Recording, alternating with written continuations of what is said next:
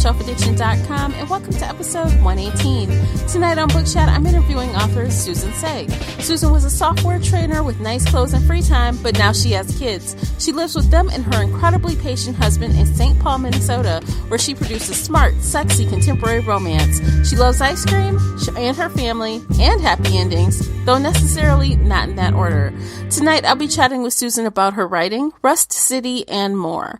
Tonight concludes my Rust City 2017 series, where I've been exclusively chatting with some of the authors that will be in attendance at Rust City BookCon here locally here in Michigan this August 4th through 6th. For those of you that want to know more, I have a link below in the show notes, or you can go to rustcitybookcon.com. Tickets are still available. If you enjoyed today's episode, please like and share it. Show your support by rating the podcast and leaving a positive review on iTunes or wherever you listen to podcasts. The podcast can also be found on the Spreaker app, YouTube, Google Play Music, the Stitcher app, and more. If you'd like to email in feedback or questions, feel free to reach out to me at info@shelfaddiction.com or call in and leave an internet voice message on SpeakPipe. I look forward to hearing from you. The link is below in the show notes. Hey, Susan. What is this? Wednesday. We'll call it Wednesday. Yes, it's Wednesday. How are you this evening? I am good. How are you? I'm doing well. So, is it as hot as it is here where you are? It is. I am in Omaha, which is like my third city of the last 2 weeks, and it has been 95 degrees every day. We're dying over here. Oh my goodness. Yes, I understand. I relate. While it's not 95, it feels like it because it's so humid here. So it's just been dreadful. Yeah. So if you're ready, we can just jump on in. You ready to get this started? Let's do it. Okay. So let's start with what you're reading right now. Tell me about what's on your nightstand. Oh my goodness. Well, I was in a big rereading kick for a while, and I was just starting to tackle Stephen King's The Dark Tower series again, The Last Gunslinger, because, that's coming out as a movie, and Idris Elba is going to be the Man in Black, so I kind of have to reread the whole thing so I can be prepared for that, because I'm excited. That's awesome. I did see that preview, or some snippets about it. That looks really good. Oh my gosh, I'm so excited. I just can't believe that it's actually happening, but I'm a little wary too, because, Stephen King, his stuff sometimes doesn't translate to the screen really well, so I really hope they don't screw this up.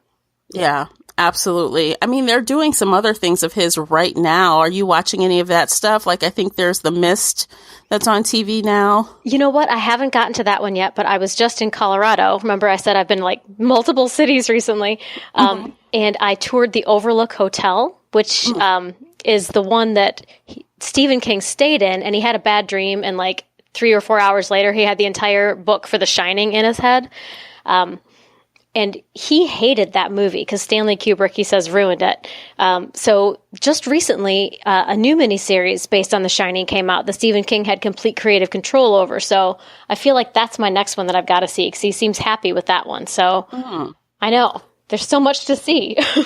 Well, hopefully it's good, being that, he had control over it. So I guess that's going to be interesting to see how that shakes out. Yep, you got to hope. So what else is on your reading list right now?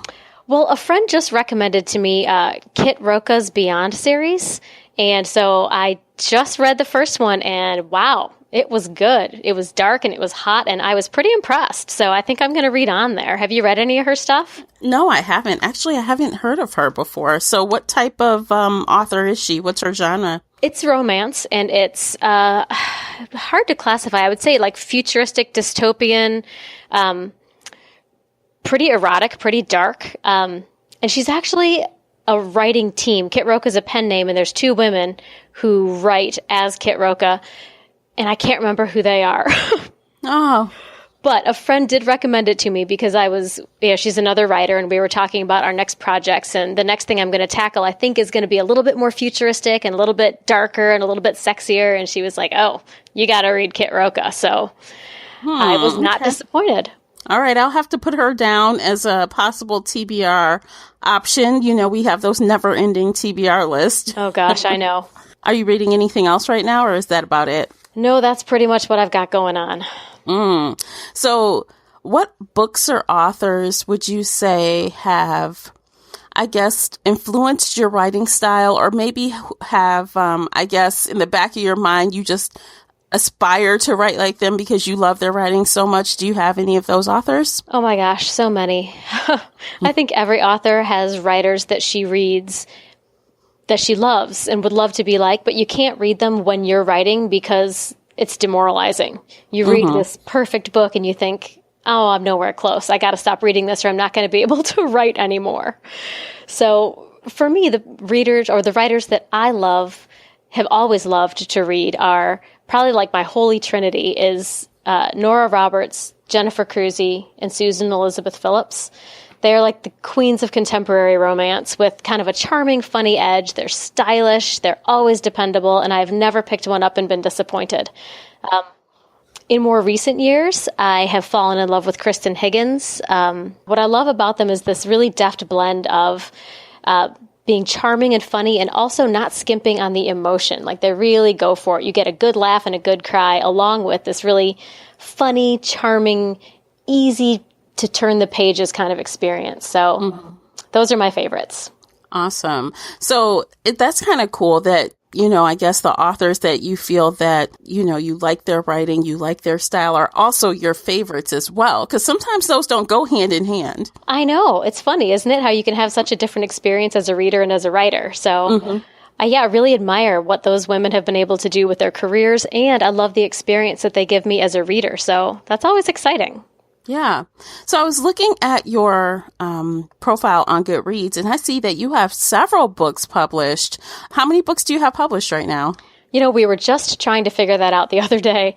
And I think this one that I am working on right now, I should have it out by the end of the month, fingers crossed. I think that will be number 10 that I have published. But the sticky part is, of those 10 books, one of them is a novella. The rest are full-length romance novels, but one is a novella, and we can't figure out how to count it. Is it like a half a book? Does it count as a full book? I can say I've got 10 titles published, but sometimes I feel a little bit fraudulent in saying I've got 10 books out when one of them is only like 20,000 words. Okay. Well, I say 0.5. That's good. Okay, we'll give it 9.5 then as soon as this one comes out. Yeah, awesome. So can you share with us a little bit about what made you want to start writing? Because you weren't always a writer. You were something else in your career. Yes, absolutely. You know, I think most people have been something else when they are writers because, you know, writing just seems like such a far-fetched fantasy. You know, it's not like you know people who grow up and become writers. And if they are, they're not people that we know. They're special people. Who are really, really incredibly talented, and they are probably famous, and we don't know them. But I'm just like every other super reader, I think. It's that ever since I learned how to read, I have been face first in a book. And I remember always getting to the end of my books and looking at the very back page with the author picture and the little blurb about the author, and just thinking, oh man, wouldn't that be awesome if one day that was my picture there and my little bio? But, you know, no one ever tells you can do that for a living. And so I kind of set it aside and I went to college like everybody does. And I listened to my college counselors and I got a degree in English because, again, stories, it's what I love. And it's really the only thing I'm good at. But I got a teaching certificate and ended up doing environmental and outdoor education for a couple of years and then kind of jumping over into software training and then jumping from that into, I think I squeezed, I have an MBA that I squeezed in there, and then I jumped over into being a compensation analyst. And then I had a baby and I decided to stay home with her. She's 14 now, by the way, so this was a while ago. But while I decided to stay home, you know, she was one of those a not easy baby. And so I was pretty much awake 24 hours a day, just nursing and holding this really tough baby. And I would just get stacks of books from the library, romance novels, because when you're that sleep deprived and you're that tired, you need a happy ending. You know, you need to know that everything's going to be okay. So I just read stacks and stacks of paperback romance novels from the library. And by the time I kind of surfaced from that really first difficult 6 to 9 months, I had a story in my head, and I thought, you know, when you read that many books, not all of them are good. And you think, if this got published, I think I could probably write something good enough to get published. Yeah. So then you sit down and you try, right? And then you learn how hard it is. And, and you write a couple 100,000 words that are so bad they'll never see the light of day. But if you learn that you love it, then you're completely addicted and there's no stopping you. And next thing you know, you're a stay-at-home mom with 9.5 books published. Oh, that's amazing. Yeah. That's very cool because, a lot of people that want to make that transition and, take this step into writing, they never can get the first book done, Yeah. Oh, gosh. It's hard. It's very hard. And you wouldn't even believe how many people, like just addicted readers, super readers, will come up to me and they'll say, oh my gosh, I've always wanted to write a book, but I have an idea for a book, but I just never sat down to make it happen. And I honestly think that is the difference between people who want to write a book and people who do write a book. It's not that we have any more talent. It's not that we have any more stories in our heads. It's just that something about putting those words down on the page is addictive. And if you are susceptible to that particular addiction, it doesn't matter if you're good or not. You just keep doing it. Right. And if you keep doing it long enough, you get better and you build those skills. So it's not that I have stories to tell. It's that something about the act of writing feels really good to me, even when it's hard. So the people who are writers, maybe we're gluttons for punishment. I don't know, because getting that first draft out isn't fun and it's not magical and it doesn't feel easy. But something about shaping those words into a real live story that other people read is really, really cool. And if you have the talent for that kind of repetitive self-punishment, you're in. You got a career. That's awesome. Well, you know what? I guess I don't because I am a reader, not a writer. And that is a really great skill as well. You need stories. I think we as humans are hardwired to not just appreciate stories, but to crave them. Like that's how we make sense of our world. So I think reading is the most important thing human beings can do. Except maybe eating, breathing. I don't know. I could be overstating that. Yeah, well, that's important as well. But I love, I am very passionate about books and audiobooks, and that is why I enjoy interviewing authors. I'd like to kind of get a peek behind the closet, the wall or the screen or whatever. And I know, my listeners like that as well, because not every, and people have said this to me, well, why don't you write a book? You write really well. I'm like, yes, I do write really well on a blog, but that doesn't mean I want to write a book. Just because I read a million of them doesn't mean I want to write one. And that's something that I think that is okay. You can just be a reader. You don't have to be a reader, want to be writer. Oh, no, I 100% agree. Yeah. Like, for example, I have a teaching certificate. So I have, and I've taught for several years. And so I have some skills. And every now and again, I bust them out and I dust them off and I present a class or I, teach Sunday school or something. And inevitably someone will say, oh my gosh, you're good at this. You should be a teacher. And I have to say, out of respect to teachers, a lot of people have those skills, but if you're not passionate about it and you don't love it, you're not a teacher. Right. And you'd be doing a disservice to those kids if you decided to be a teacher just because you can, and if you don't love it, if it's not your passion. Exactly. I hear you on that because I think I would be a horrible teacher, although I'm good at training, but I don't have the patience. So yes, hats off to teachers. Right? I know. I'm a terrible teacher. I mean, I have the skills. I can do it, but I would be a terrible teacher long term. So respect to the teachers. Indeed. So let's talk about your trilogy today. We are here to talk about a Devil's Kettle romance trilogy. Yes. So tell me a little bit about this trilogy. I don't know. Let's tell the audience without giving too many spoilers. Right. So I'm not from Minnesota. That's where I live now. I am from Michigan, actually. I grew up in southeastern Michigan, and that is my home. But after, traveling the world a little bit, I ended up settling in Minnesota, which is important because being from Michigan, I'm a Great Lakes girl, right? And Minnesota has a Great Lake. We've got the shores of Superior, and it's mostly the North Shore in Minnesota. So there's this little stretch of what we call the Arrowhead, which is in northeastern Minnesota, that runs from Duluth up to the Canadian border, and it is one of the most beautiful stretches of the Great Lakes that I have ever seen, and I fell in love with it the first time I saw it, and visited at least once a year. So somewhere up on the North Shore, maybe, let's say an hour south of the Canadian border, is Judge C. Magny State Park. And in that state park, there is Devil's Kettle. It's a real thing. So, and this is fascinating. It is a hole in the ground the Brule River comes down from the north and it splits in half, and half of it goes shooting out to Lake Superior, just like follows the downhill and joins the big lake. The other half falls into this hole and disappears.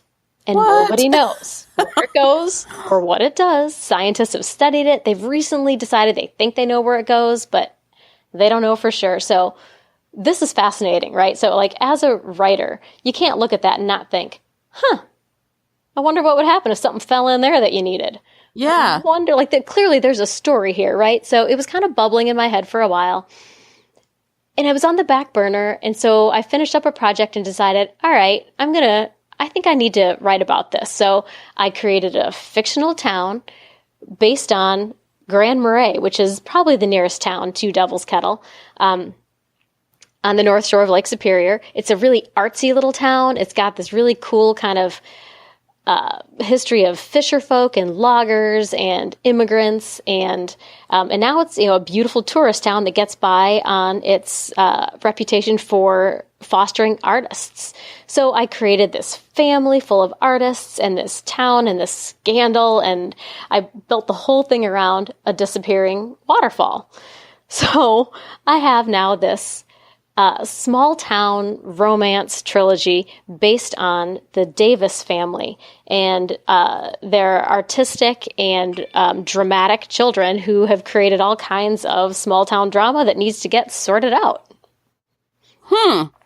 Right. Well, okay, that sounds interesting. So the 3 books, though, you mentioned the Davis family. Yeah. Is that how the 3 books are connected through the men in the family, or is it connected through the women? How do they all, touch each other? That's such an interesting question, because I conceived this trilogy as more of a women's fiction bent. So I always write romance novels. Every story is a self-contained story of a couple's journey from disconnected and relatively unhappy or unstable in their lives to being happy and stable and together. So I conceived this trilogy as women's fiction in that it is a story about 3 women and their friendship. They kind of, like, my tagline is something like, they start out as they're strangers at best and enemies at worst, and by the time it's all said and done, they'll be sisters. So it is their story, these 3 women, and what connects these 3 women, though, is one son from the Davis family. His name is Diego Davis, and he is an artistic genius. But by the time the first book starts, he's already dead. He was one of those live fast, die young types who kind of blazed bright and burned out too fast. I kind of pictured him as like a Heath Ledger type, he's incredibly talented, but not a lot of self-preservation, some addiction issues, gone too soon. So the 3 women in this trilogy, in book 1, we focus on his widow, Addison Davis. And he kind of swept her off her feet, and their marriage was difficult and kind of doomed, and he widowed her like less than a year into their marriage. So the book picks up like 3 years after his death, and Addison is still at home in Devil's Kettle in this tiny little town, and she's kind of taken his family as her own. But she doesn't know that her brother-in-law, Diego's older brother, the dependable, stoic older brother, is in love with her and has been since the minute he saw her. Right. So they've got to kind of work that out. A little uncomfortable, right? Because this town, like I said, is very artsy, and it makes its living, the town's survival, depends on the fact that Diego Davis's artwork in the Davis Family Gallery features this genius's artwork. And so her role as his widow and his muse means that even though he's gone, her identity and her place in the town is still really wrapped up in being Diego's wife. So it would be very difficult for her to move along and to fall in love with anybody else, let alone his black sheep brother. So that's book 1. That sounds interesting. Right. So you mentioned like women's fiction, but is it kind of contemporary romance as well? It's contemporary romance, and the reason that I feel like it branches out or rides the line towards women's fiction is because really the difference between contemporary romance and women's fiction is that romance tends to have a tighter focus on the relationship and the hero and the heroine and their story, period. It's a tighter focus. Whereas women's fiction tends to broaden that focus out and bring in a bigger cast of characters, more family issues, to broaden the focus to more of the woman's whole life, her relationships with her parents and her children and the rest of the people in the town that she lives in, her career. And because the family and the town plays such a huge role in this trilogy, I feel like if I marketed it as just contemporary romance, people who want a romance novel and want that tight focus and want to just hear about the hero and the heroine and their relationship would feel cheated. They'd feel like I didn't tell them the truth about what this book is. So I like to be honest with my readers and let them know that the focus is a little broader on this one. You're going to hear more about these women's lives and their families and their careers and their concerns and their pasts and their histories. Yeah. So does Addie and Jackson, I think that's his name, is their relationship pretty much secondary to the story? No, I think their relationship, the romance, resolving their that tension between them, getting past the fronts that they keep up to their authentic selves, which is really the journey of the story. That is what the story's about. But getting from who they think they have to be to who they authentically are and being those people and being together and in love, it affects those changes that they need to make. It affects all of the other people in their lives, and it affects the entire town. So it's a bigger story than a traditional romance novel. Okay. But the focus of the story, the heart of the story, is their love story. Kind of finding the courage to let go of what they think their role is and embrace who they want to be, and kind of letting the chips fall where they may when they reach for this new thing. Right. Well, I always ask this subjective question when I talk to people who are writing romance in any, subgenre of romance. So since there is a love interest or a love story underneath it all, I'm going to ask you the same thing. So, what's the heat level in your opinion? And again, I know it's a subjective thing. One person may think kissing is X-rated and the next person will think it's not. But, in your own opinion, do you think, on a scale of 1 to 10, and I'm using the scale of like 1 being Christian fiction and 10 being erotica, how do you think that the romance in your stories falls? That is such a good question, because I've been at this for 13, 14 years. My first published book came out in 2010.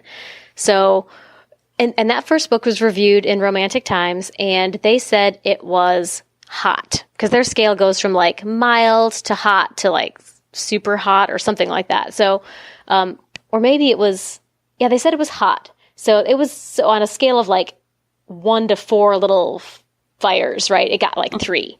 So I've never written anything even close to erotica, but I write books with fully realized love scenes. So you do get the description all the way through to the end, but I use euphemisms. It's not dirty. I'm not ashamed to have my mother or even my father-in-law read these books. But let me think about this. My second published book came out in 2011, and I think the next one, my first self-published book, was 2012, and that one also was reviewed in RT. And by that time, and I think I've been consistent. I have written pretty much the same heat level my entire career. You kind of find out where your comfort zone is. You kind of stick with it. Yeah. And some people are able to modify that, and they're like, oh, the market's going hotter, I'm going to write hotter. Or, I'm going to write Amish fiction now, and really mild. But I've never been able to do that. The story that I want to write kind of comes with this heat level. So anyway, by the time that RT reviewed another book of mine 3 years later, they classified it as mild. Okay. So I think I have stayed pretty much the same, and I think the whole industry has moved hotter.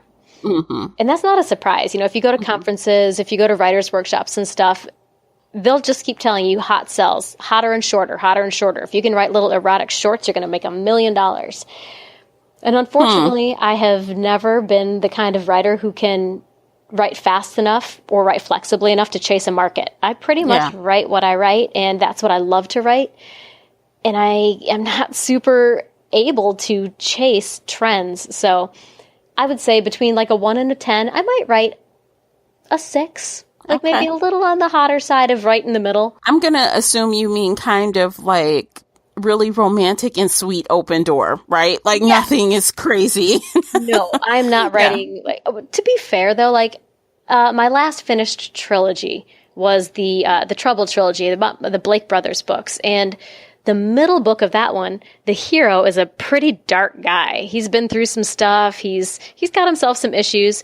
And so I kind of think those sex scenes were a little hotter than I normally write, just because he was a darker villain. He was a darker hero. He had some issues on board, and he liked things a little rougher and a little hotter. So just because I was writing that guy, the sex scenes were a little bit hotter. Yeah.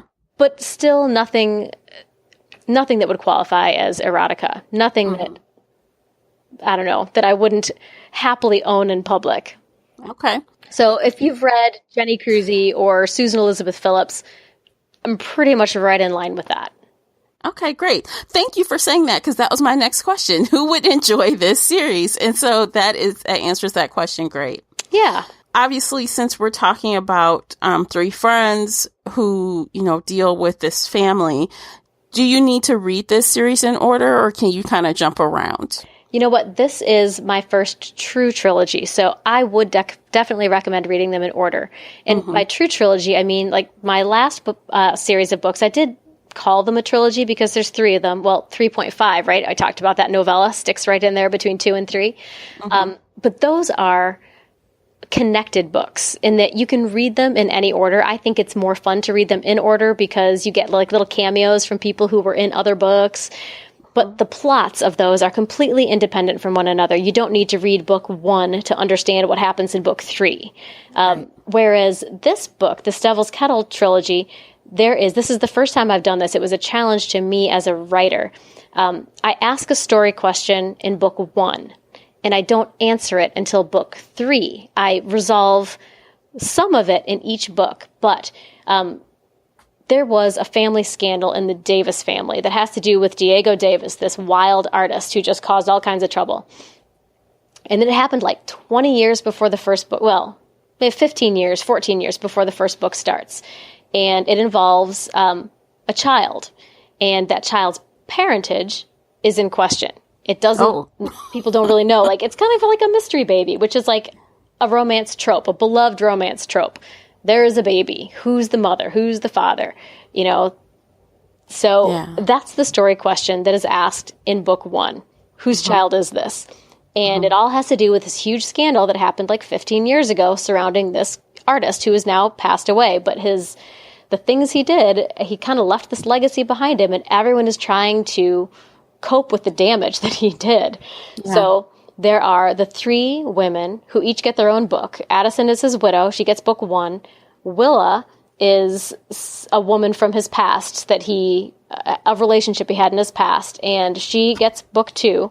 And Georgie is his sister, and she gets book 3. And all 3 of these women are involved in this scandal somehow.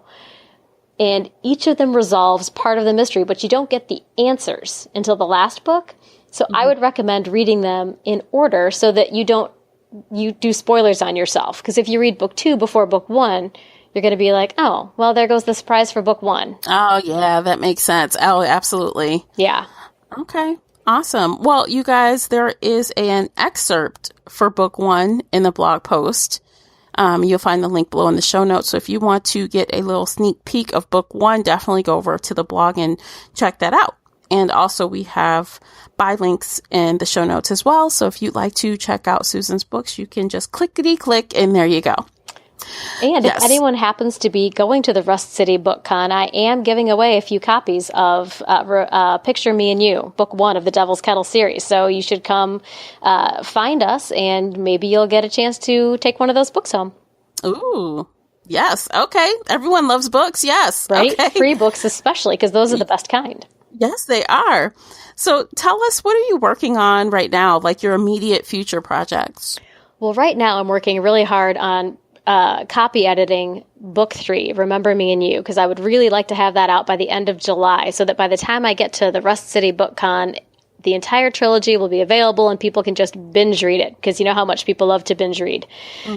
But my next project, I've been kind of percolating in the back of my mind for a long time, and I'm still kind of trying to get my arms around it, but it's going to be the biggest project I've ever taken on. The biggest thing I've ever done so far is a trilogy like this one that I'm just finishing up now with the three connected books that, the story arc goes through all three books. And that was a pretty big challenge. But this next thing I'm thinking about is going to be a 9-book arc. Ooh. Right? And many of my books flirt around the edges of some magic. It's kind of a theme that runs through my books. And some people really like it and some people don't. They just want their romance straight up. But I've always kind of had this fascination with the paranormal and just little bits of magic, a little bit the way Nora Roberts does. If you're a Nora Roberts fan, she often has a little bit of magic in her books. And so kind of magical realism a little bit or is it kind of like mysterious magic where it's kind of, no one knows? It's, like I said, I'm still trying to get my arms around it, but I think this is going to be straight up magic. I think it's going to be set in an alternative world in which either there's been like a dystopian future where there's been some kind of calamity and the world has changed, or maybe it'll just be a fantasy land, like an alternate reality. But in this alternate reality, people live much closer to nature and magic is much closer to the surface. The veil between us and these powers and forces is much thinner. And so it's a little more permeable. It's easier to reach through, and the powers that be on the other side have an easier time reaching through to us. And so people are more open to the idea of magic that happens in the world. So, and also the world is a lot harder to live in because we don't have the technology that we have now. So I'm kind of backing things up. Mm-hmm. I love that. I mean, you probably don't know this, but like fantasy, urban fantasy, anything that falls in that wheelhouse, like magic, all of that, I just love it. So I am definitely interested to hear as you get closer to realizing what this next project is. I would love to hear more about it because I just love that stuff. Love it, love it. So definitely that will be on my radar. Awesome. Well, I'm excited to get my arms around it because this will be the first time I've kind of just let go of the reins and let the magic take the wheel. So we're going to see what happens. Awesome.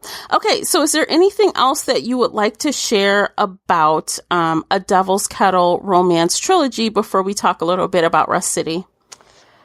Oh, just that I'm really excited that third book is finally coming out. You know how as a writer, you're either a plotter or a pantser, they call it. Like you either know everything that's happening and you have you write to an extensive outline, or you just kind of let it roll and you see what happens. Mm-hmm. Well, I kind of split the difference there, and sometimes I know what's happening, and sometimes I kind of don't. And what happens there is that I kind of painted myself into a corner. And by the time you get to the third book, right, like you've committed to some stuff. You've put stuff on the page. Those books are published, 1 and 2, and you just have to live with what's in them.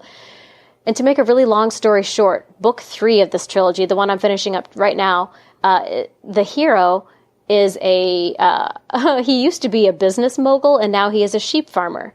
Oh. Right. That's unusual, right? That's not what he saw coming either. And it is not what I as an author saw coming, but I committed to a few details foolishly, and next thing I knew, I was like, oh, he's going to have to run a sheep farm. Darn it. Oh. So this book, I learned a lot about sheep, and this book took me a lot of places I did not expect to go, but I have to say I have written, like I said, like 9.5 books, and this book, Remember Me and You, contains some of my favorite scenes that I've ever written. And they have to do with sheep, which is as big a surprise to me as it was to my hero, and as it probably is to you. So I would encourage people to check that one out because I think it's going to be a really fun ride. Oh, very cool. Sounds fun. Yeah. So let's switch gears a little bit and talk about Rust City, since that is kind of what brought us together today. Sure. So you mentioned earlier you'll be giving away a couple of books, which is very cool. But since you have so many books, what will you be bringing to the signing? Will you have a bunch or just this series, or what will you be doing? Well, I know that people like to start at the beginning, and I know that I'm very likely a new-to-you author, no matter who you are, because I've not had a huge career. So I'm going to be bringing a few print copies and several more e-copies of the first book in both of my completed trilogies. So my Trouble trilogy, also known as the Blake Brothers book, the first book there is called Taste of Trouble. And that one just went perma-free. So it is, if you have Kindle or Nook or iBooks or Kobo, it's free now. You can just grab it whenever. But I will also have some little download codes so that you can grab it whenever. So I'll have that one with me.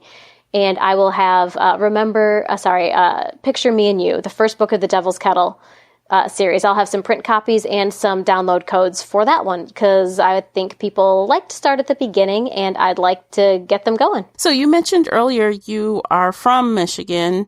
So are you familiar with the area where Rust City is going to be taking place? I am. I was born in Royal Oak. I moved to Troy for a couple of years. And then by the time I was 6, I was out in Romeo, Michigan. And my parents still live in the house where I grew up. So this is kind of my old stomping grounds. Oh, very cool. That's honestly, Troy is 20 minutes from me, so I'm always in Troy for book club. The restaurants there are awesome, so very cool. And it's grown up a ton since I lived there.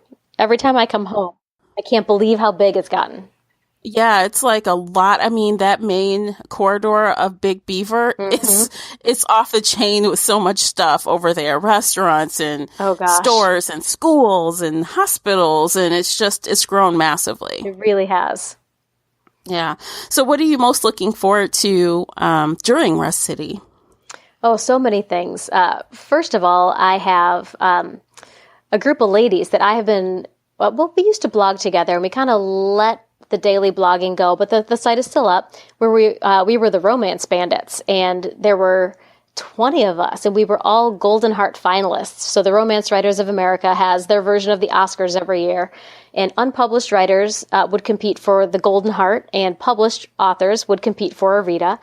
And being a Golden Heart finalist was like being a princess. It was so much fun. You'd go to parties, and at the very last day of the conference, we would have a big party with black tie, ball gowns, and they would have, a ceremony where they would read the nominees, and they'd announce the winner. You'd get to go up on stage and make a speech. And so in 2006, the Romance Bandits, these ladies, we were part of the class of finalists for the Golden Heart Award, and we ended up blogging together for probably 5 years. And occasionally we'll still post something, but there are a handful of those ladies, Karen Crane and Donna McMeans and Nancy Northcott and myself, who will all be at Rust City, and it's been forever since I've seen them, so I'm so looking forward to seeing my Romance Bandits. And also, I'm looking forward to seeing my family and being home again. It's always exciting to go back to where I'm from and to spend time with the people that I love, and to throw a book conference on top of all of it. I mean, it's like icing on the cake. Yeah. So are you bracketing the weekend and spending a couple more days? I am. My one of my sisters lives right over in Rochester Hills, and she is having her 10th anniversary.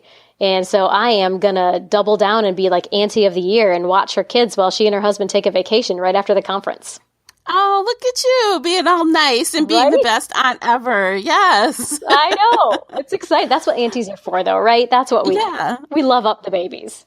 Yeah, it is, because I'm an aunt as well. I don't have any of my own kids, so I'm always, whenever I can step in and help, that's my pleasure to do so. It's great. I know. And I live far away from these nieces, and so having this time with them, just being close like that, it's really important to me. Yeah, I believe that. Absolutely. Okay, so one more thing about Rust City. So the panels, did you already sign up for your panels and stuff? You know what? I'm not sure, honestly. I've been traveling this summer, and I've been taking things one commitment at a time. You know how you have to do that sometimes. You're okay, I'm going to think about that as soon as I get through this. Mm-hmm. So the only thing I know for sure that I'm doing is I believe on Saturday night I'm participating in the Carnival of Romance, which is the Romance Bandits that I told you about, plus a handful of other authors. We're all getting together, and we're putting on a little thing where people play carnival games, and we're giving away books as our prizes. And I think we're giving away a Kindle Fire as the big prize of the night. So that's going to be super exciting. Yeah. Wow. Okay, guys, tickets I think are still available. So you might want to run over and get tickets so you can participate in this and enter to win some stuff. So that's cool. Fun. Yeah, absolutely. So outside of Rust City, or, after Rust City, can readers find you at any other events, for the remainder of the year? I don't think I'm signed up to do any other conferences or book signings or anything like that, but I'm always happy to talk to book clubs or readers groups or whatever. I I've done that a couple of times via Skype, and it's been super fun. So all of my information, my contact info is on my webpage, or you can find me on Facebook or Twitter. And I just love talking to readers groups. So feel free to hit me up if you want to have me chat with your book club. Awesome. Very cool. That's really nice. I like that. Yeah. Because I'm like a book club girl. I have so many book clubs. So I think that's really cool when authors like doing that. I just love when readers want to read my book and talk to me about it. That's like day making stuff right there. Mm-hmm. Awesome. Yes, I know. Okay. Oh, okay. So we have reached the end, and it is time for the lightning round. Are you ready for the lightning round? I don't know. I'm nervous. Is it going to be hard? No, it's going to be easy. It's so cool. Okay, so it's 60 seconds, 60 questions. Some are book-related questions, some are not.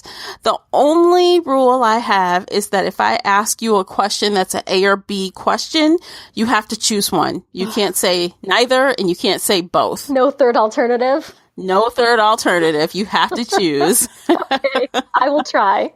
Okay, so I'm going to set my timer so I don't go over. And are you ready? I think so. I'm ready. Okay. Physical books or ebooks? Ebooks. Hero or villain? Villain. Tea or coffee? Tea. Name a book that you've read in one sitting. Welcome to Temptation by Jenny Cruzy. Beer or wine? Oh, that's a hard one. I have to choose. Beer. Name a book that you faked read. Oh, cripes. War and Peace. I tried so hard. Milk chocolate or dark chocolate? Dark. Where's your favorite place to read? Oh, I have a hammock chair in my sun porch that I'll fight you for. Oh, dogs or cats? Cats. Dogs bite me. Cake or pie? Oh, pie. Early bird or night owl? Early bird. Android or Apple? Apple. Ooh, Apple. Boo. Name your favorite food. Pizza. Marvel or DC? Marvel. Popcorn or chips? Popcorn. Romance or erotica? Romance. Audiobook or bookish podcast? Oh, bookish podcast. Good answer. And we are done. Oh, awesome. That was not as hard as I thought it would be, except for that beer wine thing. That one threw me. That's easy for me. It's going to be wine every time. I was very close to that, because if it was like beer, wine versus cocktails, I'd go beer, wine every time. But choosing between them is like picking a child. Yeah. Oh, it is kind of, if you love them both, it is going to be like that. Yeah. But, there is a favorite child. I don't care what anyone says. There is. Okay, you're right. When pressed, you will pick. I'm not. Yes. I'm ashamed of that, but okay. Yeah, it's true. Awesome. Well, thank you so much for joining me. Do you have any last tidbits you'd like to share before we sign off for the evening? Oh gosh, I already admitted that I accidentally wrote a sheep book, right? You did do that, yes. Okay, then I think that's it. I have nothing else to confess. Awesome. Well, thank you so much for joining me. It's been a pleasure. Thank you for taking the time out. Well, thank you so much for having me. I enjoyed this so much. Oh, my pleasure. You guys, you will find all of Susan's links below, as I mentioned earlier, so feel free to follow her all over social media. Reach out to her if you have a book club and you would like to read her books. And that is it for today. Thank you so much for listening. Until next time, happy reading. Bye, guys. If you enjoyed today's interview and would like to show your support, there are a few things you can do.